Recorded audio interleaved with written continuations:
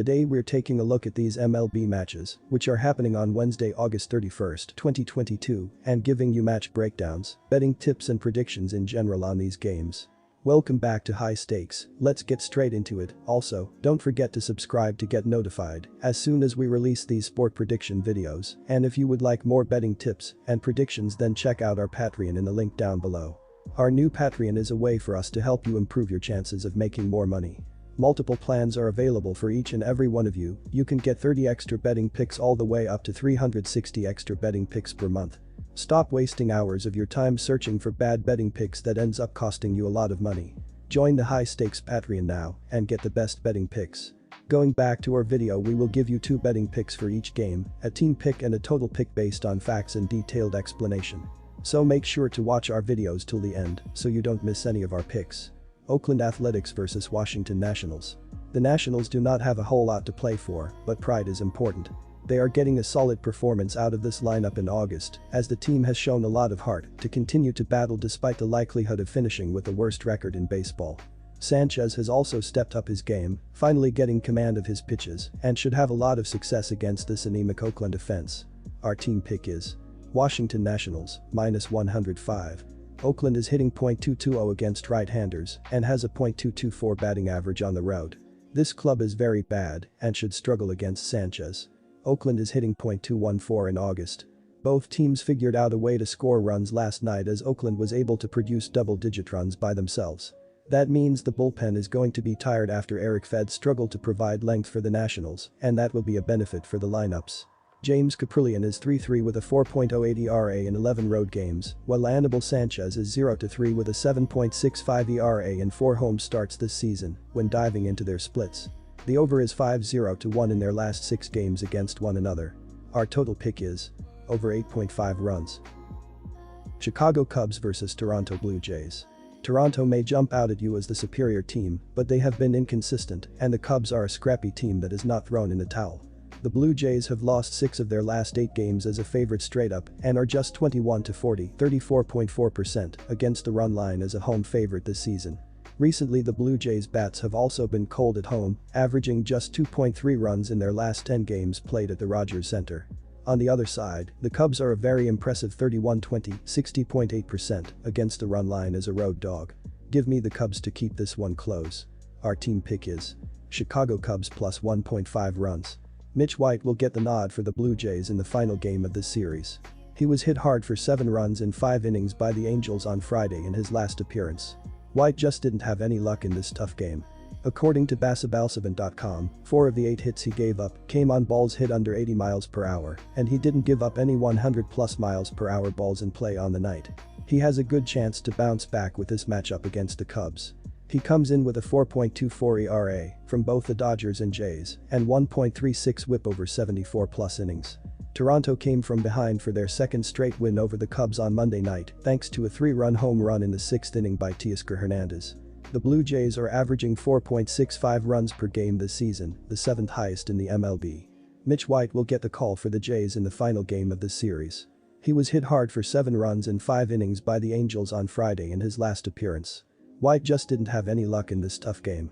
According to basabalsavant.com, 4 of the 8 hits he gave up came on balls hit under 80 miles per hour, and he didn't give up any 100+ miles per hour balls in play on the night.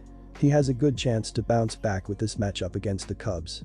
With that said, I still expect this to be a high-scoring game considering who the Cubs are trotting out on the other side. This looks like a bullpen game for them, and the Blue Jays have a good chance to knock around Farrell and whoever else they send out. The total number has gone over in 7 of Toronto's last 10 games facing NL foes. Our total pick is over the total. Los Angeles Dodgers vs New York Mets.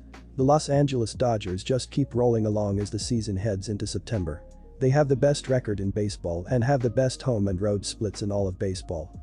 Law came into this series after traveling to Miami over the weekend and taking 3 out of 4 games, just missing a sweep with a 2-1 loss on Saturday thanks to a Sandy Alcantara complete game masterpiece.